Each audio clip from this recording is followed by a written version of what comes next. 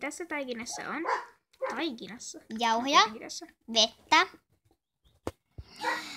sokeria, hienoa sokeria, kakaojauhetta ja nyt siihen pitää lisätä.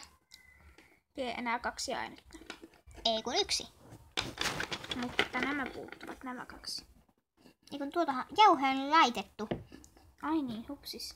Anteeksi. Sinä voit tuoda, ei kun. No, minä tuon.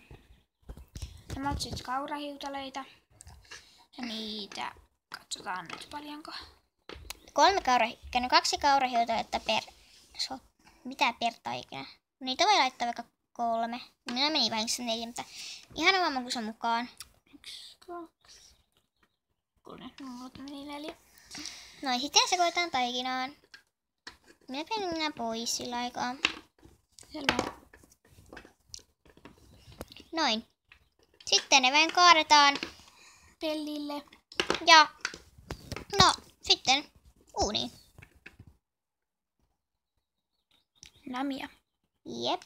Sitten vielä toinen kuppi.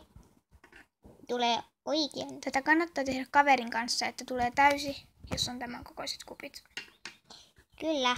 Ja ei kun uuniin. Sä voit viedä uuniin. Uuniin paistumaan. Joo. Sitten uuniin. Hyvin varovasti.